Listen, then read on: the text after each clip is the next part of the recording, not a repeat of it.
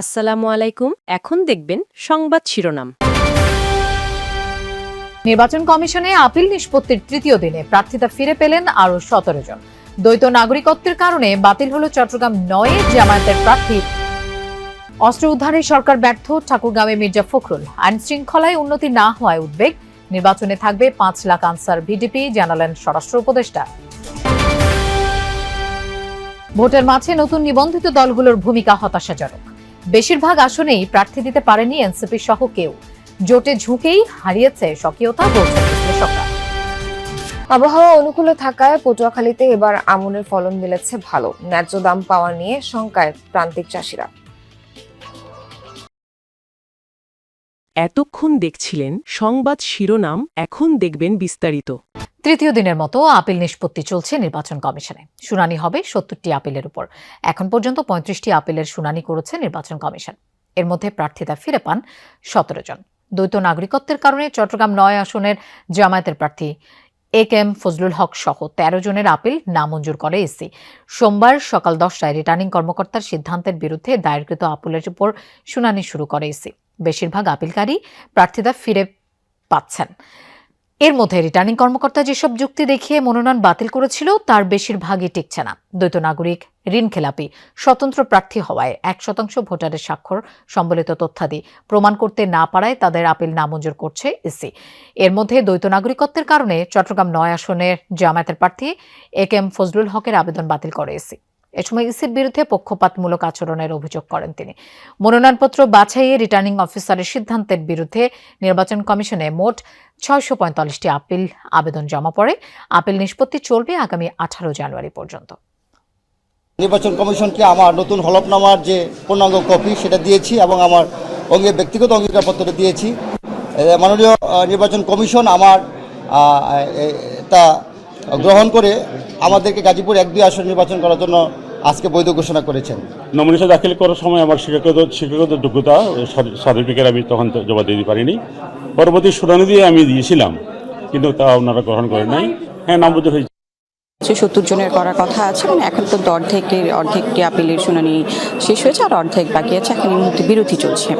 সাধারণত হলফনামায় যে 10টি তথ্য, এবারে হলফনামা অন্যান্য করে হলফনামার তুলনায় একটু ভিন্ন, কারণ আগে 7টি তথ্য দিতে হতো, এবার 10টি অর্থাৎ 3টি বাড়ানো হয়েছে। সুতরাং সেই তথ্যগুলো, স্বাক্ষরগুলো এবং আচরণ বিধিমালায় যে অঙ্গীকারনামা মেনে চলবে, অথবা দলীয় প্রধান যারা দল থেকে মনোনীত হয়েছে তার স্বাক্ষর আছে কিনা, এই বিষয়গুলোতে নির্বাচন কমিশন। নির্বাচন সামনে রেখে অবৈধ অস্ত্র উদ্ধারে ব্যর্থ সরকার। আইনশৃঙ্খলা পরিস্থিতি এখনও উন্নত হয়নি, এমনটাই বলেছেন বিএনপি মহাসচিব মির্জা ফখরুল ইসলাম আলমগীর। সকালে ঠাকুরগাঁওয়ে নিজ বাসভবনে সাংবাদিকদের বিভিন্ন প্রশ্নের জবাবে এসব কথা বলেন তিনি। নির্বাচনের আগেই আইনশৃঙ্খলা পরিস্থিতির উন্নয়ন ঘটবে এমন প্রত্যাশা বিএনপির। ক্ষমতায় গেলে তিস্তা, পদ্মা সহ অভিন্ন নদীগুলোর বিষয়ে ভারতের সাথে আলোচনার মাধ্যমে পানির ন্যায্য হিস্সা আদায় করা হবে, এমনটা জানান ফখরুল। তিনি বলেন, ভারতের সাথে পারস্পরিক সম্মান বজায় রেখেই দাবি আদায় করবে বাংলাদেশ। এ সময় বিএনপি চেয়ারম্যান তারেক রহমানের স্থগিত হওয়া 9 দিনের সফর নিয়েও প্রশ্ন করা হয়। মির্জা ফখরুল বলেন, বগুড়া তার পিতৃভূমি, নির্বাচনের আগে অবশ্যই তিনি উত্তরাঞ্চল সফরে যাবেন। জাতীয় সংসদ নির্বাচনে সারা দেশের ৪২,৭৬৬টি ভোট কেন্দ্রের প্রতিটিতে ১৩ জন করে ৫,৫৫,৯৫৮ জন আনসার ভিডিপি সদস্য দায়িত্ব পালন করবেন বলে জানিয়েছেন স্বরাষ্ট্র উপদেষ্টা জাহাঙ্গীর আলম। তিনি জানান, প্রতিটি ভোট কেন্দ্রে নিয়োজিত ১৩ জন সদস্যের মধ্যে থাকবেন 3 জন অস্ত্রধারী, 6 জন অস্ত্রবিহীন পুরুষ সদস্য এবং 4 জন অস্ত্রবিহীন নারী সদস্য। অতিরিক্ত নিরাপত্তা ব্যবস্থার অংশ হিসেবে প্রতিটি কেন্দ্রে নিয়োজিত 3 জন অস্ত্রধারী সদস্যের মধ্যে থেকে একজন নির্বাচনকালীন সময়ে প্রিজাইডিং অফিসারের সঙ্গে সার্বক্ষণিকভাবে দায়িত্ব পালন করবেন। নিবন্ধন নিয়ে যুদ্ধ করলেও ভোটের মাঠে 50টির বেশি আসনে প্রার্থী দিতে পারেনি নতুন নিবন্ধিত কোনো দল। কোনো দল প্রার্থী দিয়েছে 1 বা 2টি আসনে। এমনকি 24-এর গণঅভ্যুত্থানের পর বিকল্প রাজনৈতিক শক্তির আশা জাগিয়েও মাত্র 44 আসনে প্রার্থী দিতে পেরেছে তরুণদের নেতৃত্বে গঠিত দল এনসিপি। বিশ্লেষকরা বলছেন, বড় 2 দলের নেতৃত্বে গঠিত জোটে ঝুঁকেই স্বকীয়তা হারিয়েছে নতুনরা। 100টা ঘন্টা হয়ে গেল, আমরা নির্বাচনে অংশ নিতে চাই। নিবন্ধনের জন্য নভেম্বরে 134 ঘন্টা অনশন করেছিলেন আমজনতা দলের সাধারণ সম্পাদক তারেক রহমান। এক্ষেত্রে ইসির যুক্তি ছিল, মানদণ্ড অনুযায়ী 22 জেলার 2টি ও 100 উপজেলার 63টিতে তার দলের অফিস নেই। শেষ পর্যন্ত আমজনতা দল নিবন্ধন পায়। সে সময় তারেক ৩০০ আসনে এককভাবে নির্বাচনের ঘোষণাও দিয়েছিলেন। আমাদের সঙ্গে অনেকে রাজনীতি করছে, এখন তারা মনে করতেছে আমাদের লস প্রজেক্ট, এনসিপিতে যাইতে হবে। তবে বাস্তবতা হলো মাত্র ১৯টি আসনে প্রার্থী দিতে পেরেছে দলটি। আমজনতা দলের সভাপতি জানান, সময় স্বল্পতার কারণে সব আসনে প্রার্থী দিতে পারেননি তারা। আমরা 4টা সময় ক্যান্ডিডেট সিলেক্ট করে 29 তারিখের ডেডলাইনটা এত কম সময়ের মধ্যে আমরা কাজটা করতে পারি।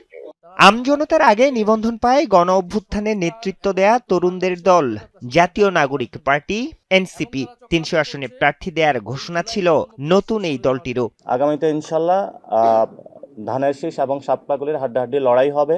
কিন্তু শেষ পর্যন্ত জামায়াতের নেতৃত্বে 11 দলীয় জোটে যোগ দিয়ে প্রার্থী দিয়েছে মাত্র। আমনের বাম্পার ফলনে ব্যস্ত সময় পার করছেন পটুয়াখালীর কৃষকরা। কৃষি অফিস বলছে, এবার প্রাকৃতিক দুর্যোগ কম হওয়ায় কাঙ্ক্ষিত ফলন মিলেছে। তবে সরকার কর্তৃক ফসলের দাম নির্ধারণ নিয়ে কিছুটা দুশ্চিন্তায় কৃষকরা। প্রণোদনা না পেয়েও হতাশ অনেকে। কাস্তের প্রতিটানে কাটা হচ্ছে পাকা ধান। ক্লান্তি থাকলেও সবার মুখেই তৃপ্তির হাসি। আমনের বাম্পার ফলনে গ্রাম জুড়ে খুশির আমেজ। পটুয়াখালীর 8টি উপজেলায় একই চিত্র। ধান মারাই শেষে বাড়িতে নিয়ে সেদ্ধ করার পর উঠানে শুকাচ্ছেন নারীরা। মৌসুমের শুরুতে ফসলের ক্ষেতে মাজরা পোকার আক্রমণ নিয়ে কিছুটা শঙ্কা থাকলেও ফলনে বেশ খুশি সবাই। তবে সরকারের নির্ধারিত দাম নিয়ে কিছুটা দুশ্চিন্তায় চাষিরা। আক্ষেপ রয়েছে প্রণোদনা নিয়েও। 25 করা ভর্তি আমরা লইছি, 26 মন ধান হয়েছে। গেলবার সেই বছর ফলন ভালো। 2 কেনে জমি ছইছি, 2 কেনে জমিতে হয়তো দেখা গেছে গড়ে আমার এভারেজ হয়তো দেখা গেছে 1.5 থেকে 200 মন ধান আসছে। মোটামুটি ভালোই। আর গেলবার জায়গাছি 5 এবার 9 উপজেলা কৃষি অফিসার জানান, সরকারি প্রণোদনা দেয়া হয়েছে শুধুমাত্র প্রান্তিক কৃষকদের। তাদের কি দিতে, যারা ক্ষুদ্র প্রান্তিক কৃষক, যেখানে এরকম মানে প্রকার ভেদে কৃষক পাওয়া যাবে না, তখন আমরা বড় কৃষকদেরও মাছ দিতে হবে। কৃষি অধিদপ্তরের কর্মকর্তা জানান, সরকার কর্তৃক নির্ধারিত করায় ধানের ন্যায্য মূল্য পাবেন কৃষকরা। বর্তমানে খাদ্য অধিদপ্তর 38 টাকা কেজিতে ধান সংগ্রহ করছেন এবং 50 টাকা কেজিতে চাউল সংগ্রহ চলতেছে। এতে করে আমরা আশা করি কৃষকরা ধানের এবং চাউলের ন্যায্য মূল্য পাবেন। চলতি মৌসুমে জেলায় 1,89,083 হেক্টর জমিতে আমন আবাদ হয়েছে।